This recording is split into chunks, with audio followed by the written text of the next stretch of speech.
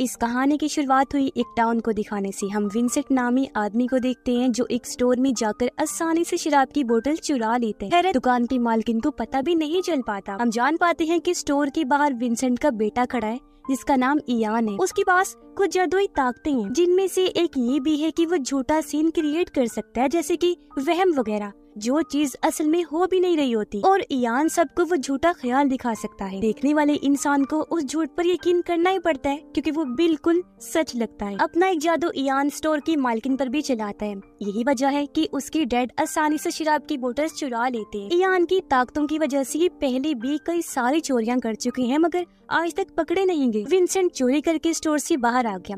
यहाँ से कुछ लड़कियां गुजर रही थी। एक लड़की इयान के कान में कुछ कह जाती है, जिससे उसका ध्यान भटक गया और उसका जादू टूट जाता है। दुकान की मालकिन देख लेती है कि शराब की बोतल्स गायब हैं। उसे पता चल गया कि वो आदमी उन बोतल्स को चुरा ले गया है, इसलिए वो हथौड़ा लेकर बाहर आती है। लेकिन इससे पहले विंसेंट पर हमला करती एक बार फिर इयान अपना जादू करता है। औरत को रोकने के लिए वो उसे ऐसा ख्याल दिखाता है जैसे इयान के हाथ में गन है और वो उसे गोली मारने वाला है। औरत जैसे उसके पास गई, इयान ने शूट कर दिया। इस चीज को सच मानकर औरत नीचे गिर गई, जिस चीज का फायदा उठाकर वो बाप बेटा यहाँ से भाग निकले। पर ये देखकर एक पुलिस वाला वहाँ आकर औरत को चेक करता है, जो जाहिर है बिल्कुल ठीक थी, उसे गोली नहीं लगी थी। मगर अब पुलिस ऑफिसर दोनों का पीछा करने लगता है। विंसेंट इयान पर गुस्सा करने लगा कि क्या जरूरत थी अपनी ताकतों को सबके सामने इस्तेमाल करने की। इयान कहते हैं, हम ये छोटी मोटी चोरियां क्यों करते हैं, एक बार ही बैंक लूट लेते हैं जिससे हम माला माल हो जाएंगे। पर विंसेंट ये कहकर मना कर देते हैं कि बैंक वालों को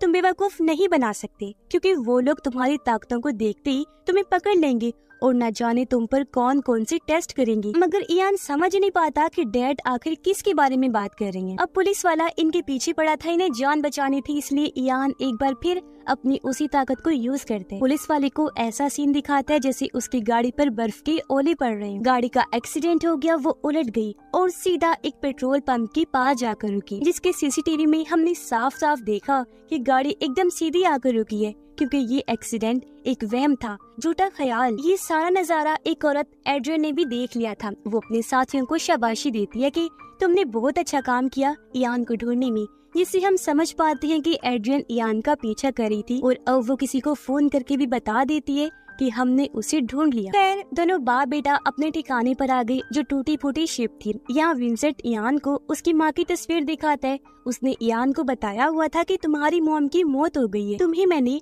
अकेले ही पाल पोस कर बड़ा किया। लेकिन इयान ऐसी जिंदगी से खुश नहीं था, क्योंकि विंसेंट की लगाई गई पाबंदियों से वो ना खुश था। उसके डैड इयान को बाहर जाने नहीं देते थे, ये कहकर मना कर देते थे कि तुम खास हो, बाहर जाना सेफ नहीं, तुम कोई आम इंसान नहीं हो। अब जो पुलिस वाला उनके पीछे लगा था, वो एक बार में आता है और उस एक्सीडेंट के बारे में अपनी दोस्त को बताता है। उसकी सारी बातें पास बैठे आदमी ने सुन ली, जो भी कोई आम इंसान नहीं था बल्कि म्यूटेंट था। उसके पास भी ताकतें थी, जिनकी मदद से वो ऑफिसर के दिमाग से जानकारी निकालता है। ऐसा होते ही ऑफिसर बेहोश। हमें पता चलता है कि कहानी में इन म्यूटेंट लोगों को परसेप्टर कहा गया है। उधर एड्रियन अपने साथियों के साथ दोनों बाप बेटे के ठिकाने पर आ जाते हैं, ताकि वो इयान को हासिल कर सके, जिसकी कब से इन्हें तलाश थी। ये लोग एक खुफिया एजेंसी के लिए काम करते थे। पहले विंसेंट भी उसी एजेंसी के लिए काम किया करता था, इसीलिए एड्रियन और विंसेंट दोनों एक दूसरे को जानते थे। लेकिन फिर कुछ ऐसा हुआ कि सब बदल गया। ये लोग एड्रियन को मारते हैं और उससे इयान के बारे में पूछते हैं, मगर वो अपना मुंह बंद रखता है। पता चलता है कि एड्रियन एक साइंटिस्ट है और वो जिस एजेंसी अवेयरनेस के लिए काम करती है, उनका काम था इयान जैसे लोगों पर एक्सपेरिमेंट तजुर्बे करना, क्योंकि उन लोगों को ऐसी ताकतें देने वाली भी वो एजेंसी ही थी।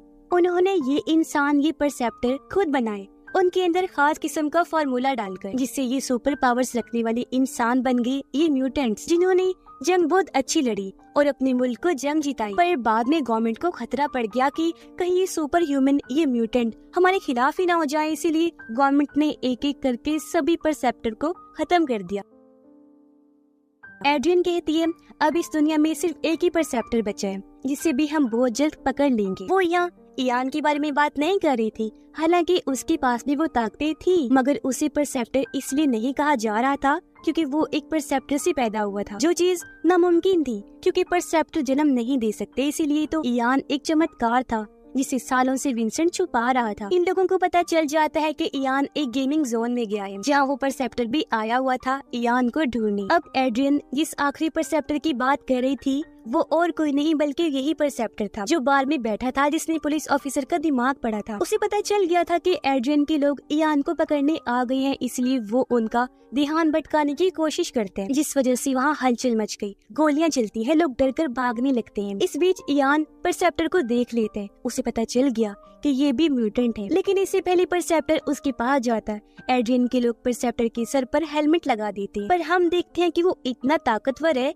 कि बिना देखे भी उन लोगों से लड़ रहा था। लेकिन उसे लड़ते लड़ते काफी देर हो गई थी, क्योंकि एड्रियन इयान को अपने साथ ले जा चुकी थी। एड्रियन इयान को भी वो हेलमेट पहनाकर उसका ब्लड सैंपल लेती है। फिर एजेंसी में लाने के बाद उसे बताती है कि कई सारे लोग इस एजेंसी अवेयरनेस के खिलाफ काम कर रहे हैं, अपनी ताकतों का गलत इस्तेमाल करके। अवेयरनेस के खिलाफ काम करने वाले बागी लोगों ने अपनी एक आर्मी बनाई है जिनका एक हेड भी है। इयान पूछता है मगर इन सब से मेरा क्या लेना देना है। एड्रियन उसे बताती है कि अगर हम तुम्हें यहाँ ना लाते तो वो परसेप्टर तुम्हें मार देता, क्योंकि वो अवेयरनेस का आखिरी बचा हुआ परसेप्टर है, तुमसे ज्यादा ताकत है उसके पास और वो चाहता है कि तुम उसका साथ दो। अगर तुम ऐसा नहीं करोगी वो तुम्हें मार देगा, और अब मैं ये चाहती हूँ कि तुम हमारे साथ काम करो। तुम्हारे खून में परसेप्टर वाला जो फॉर्मूला है मुझे वो चाहिए, ताकि तुम्हारी ताकतों को एक्टिवेट या फिर डीएक्टिवेट किया जा सके। और हाँ, तुम्हारे डैड भी हमारे पास है, अगर तुम चाहते हो कि तुम अपने डैड से मिलो तो तुम्हें मुझे अपनी ताकतें दिखानी होंगी। वो कहती है चलो तुम मुझे कोई इंसान बनाकर दिखाओ,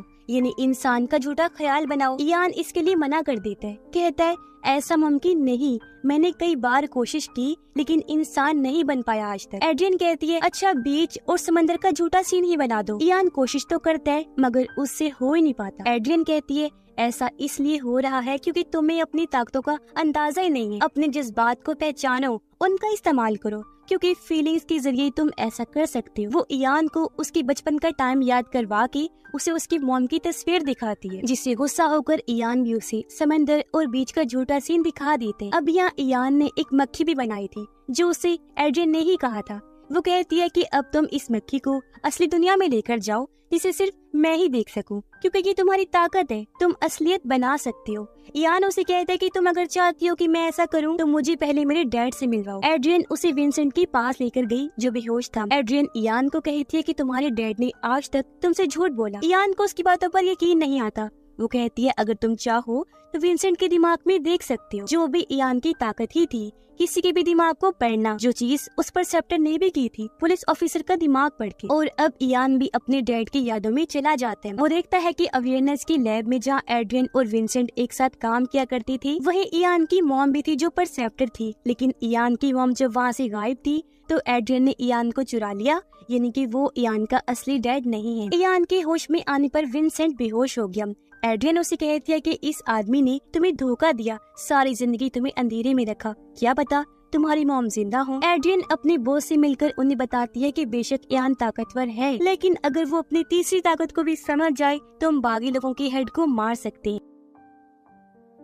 अब इस तीसरी शक्ति के बारे में हम आगे जानेंगे। अब अवेयरनेस में ही काम करने वाली एक फाइटर लड़की जो एड्रियन की साथी थी शायद, वो इयान को आकर बताती है कि ये लोग न जाने तुम पर कौन कौन से टेस्ट करेंगे, इसीलिए बेहतर होगा कि यहाँ से भाग जाओ, मैं तुम्हारी मदद कर सकती हूँ। उसकी बात इयान को पसंद आई और वो मान गया। परसेप्टर भी अपना बेस बदलकर एजेंसी में घुस आया था। फाइटर लड़की इयान को लेकर वहाँ से भागने लगी। हालांकि सिपाही उन्हें रोकने की कोशिश करते हैं, मगर वो लड़ने में काफी माहिर थी तो सबको मार गिराती है। इयान और उसके डैड को लेकर यहाँ से निकल जाती है। एजेंसी में परसेप्टर को जब पता चला कि इयान यहाँ से भाग गया है तो वो उसका पीछा करने लगता है, लेकिन इयान अपनी ताकतों से सबको चकमा देकर यहाँ से भाग जाता है। ये तीनों एक होटल में गई। इयान की उस फाइटर लड़की से दोस्ती हो गई, लेकिन अब इयान विंसेंट को लेकर काफी परेशान था। वो जानना चाहता था कि मेरे असली डैड कौन है और मेरी माँ के साथ क्या हुआ था। इस पर फाइटर लड़की उसे कहती है कि तुम अपने डैड के दिमाग में जाकर ये चीज देख सकती हो। इसलिए इयान एक बार फिर अपने डैड का दिमाग पढ़ने लगता है। उसे उस लैब का एड्रेस मिल जाता है जहाँ से विंसेंट ने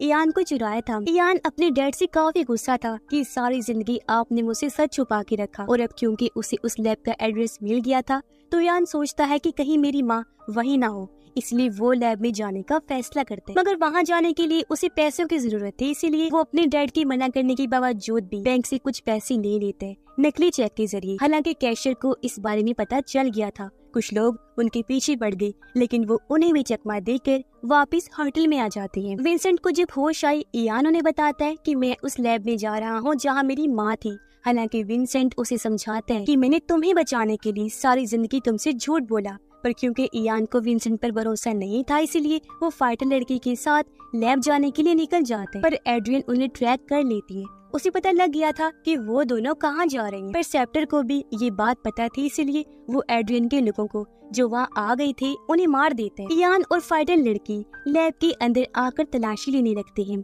इन्हें खुफिया दीवार के पीछे से बहुत सारी फाइल्स मिली जो सारा लैब का डेटा था। इन्हीं में एक फाइल इयान की मॉम की भी थी। विंसेंट जब अपने शिप में वापस आया तो वहाँ एड्रियन भी आ गई, जो कहती है कि हमारी मदद करो, क्योंकि जो भी है इस टाइम इयान को तुम्हारी जरूरत है, तुम उसके डैड हो। इसलिए विंसेंट मान जाता है। उधर परसेप्टर इयान के सामने आ गया और क्योंकि वो इयान से ज्यादा ताकतवर था, इसलिए उसे झूठे ख्याल दिखाकर पकड़ लेते।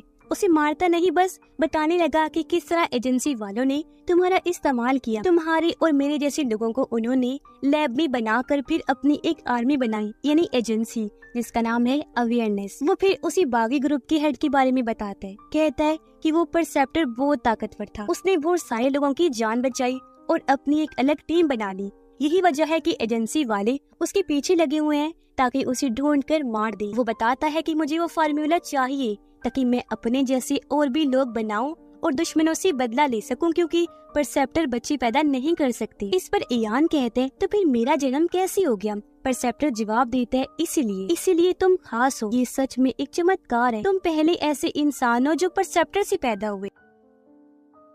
तब यहाँ पर एड्रियन की आदमी आ जाते हैं, इसलिए परसेप्टर इयान और फाइटर लड़की को वहाँ से भेजकर खुद एड्रियन के लोगों से लड़ने लगता है। वो कुछ देर तो झूठा ख्याल बना लेता है, लेकिन फिर पकड़ा गया। उसके चेहरे पर जैसे हेलमेट लगाया गया, अब वो अपनी ताकतों को इस्तेमाल नहीं कर पा रहा था, जबकि इयान और फाइटर लड़की यहाँ से भाग गई। एड्रियन के लोग परसेप्टर को लैब ले आए। वो उसकी बॉडी से फार्मूला निकालने की कोशिश करती है, मगर वो ये जानकर मायूस हो गई कि फार्मूला उसके डीएनए में मिक्स हो गया, क्योंकि असल बात तो ये थी कि उन लोगों से फार्मूला कहीं खो गया था। परसेप्टर वहाँ से निकल जाता है और अब एड्रियन को इयान की तलाश थी। इयान फाइटर लड़की के साथ उस जगह पर गया जहाँ उसकी मॉम थी और आज यहाँ पहली बार वो अपनी मॉम से मिलते हैं। उनकी हालत ठीक नहीं थी, वो सदमे की वजह से कोमा में थी, साथ ही काफी जख्मी भी थी।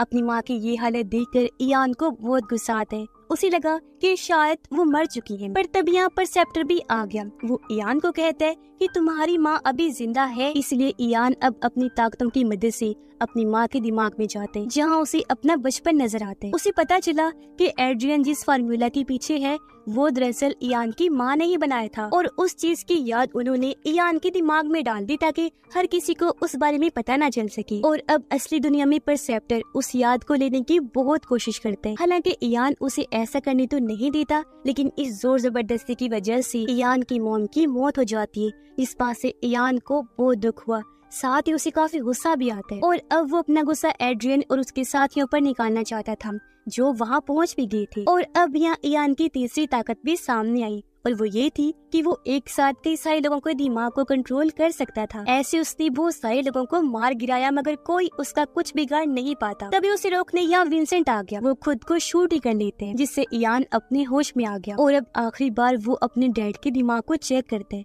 उसे पता चला कि असल में इयान की माँ ने विंसेंट को कहा था कि मेरे बेटे को कहीं दूर ले जाओ, किसी महफूज जगह पर, यानी विंसेंट ने जानबूझकर उसका बच्चा नहीं चुराया था। ये देखकर इयान को दुख हुआ। वो अपने डैड से माफी मांगता है और इसी के साथ उनकी मौत हो जाती है। अब परसेप्टर फार्मूला हासिल करने के लिए फाइटर लड़की का इस्तेमाल करते हैं, उस पर गन पॉइंट करके मारने की धमकी देते हैं। ये देखकर एड्रियन इयान को कहती है कि कोई फाइटर लड़की है ही नहीं, ये तो बस छलावा है, फाइटर लड़की का झूठा ख्याल जो परसेप्टर ने तुम्हारे दिमाग में डाला। इयान जब इस बात पर गौर करते हैं तो उसे भी यकीन हो गया कि शुरू से लेकर अब तक कोई फाइटर लड़की थी ही नहीं, बल्कि वो तो झूठा कैरेक्टर बनाकर परसेप्टर ने मेरे दिमाग में डाला। इसलिए इयान उसकी बातों में आए बगैर उसे शूट कर देते, जिससे परसेप्टर फाइनली मारा जाता है। सिर्फ फाइटर लड़की रह गई, क्योंकि वो खुद ही बनाया गया कैरेक्टर था और एक ही लूप में वो चल रही थी। फिर हम कुछ टाइम की बात का सीन देखते हैं, जहाँ इयान और एड्रियन कब्रिस्तान में थी। इयान उसे कहता है कि मैं उन सभी लोगों को खो चुका हूँ जो मेरे अपने थे, जिनको मेरी परवाह थी। एड्रियन उसे कहती है कि हमें है तुम्हारी परवाह, क्योंकि हमें वो फार्मूला हर हाल में चाहिए जिसके लिए हमें तुम्हारी जरूरत पड़ सकती है, क्योंकि अगर वो फार्मूला मिल गया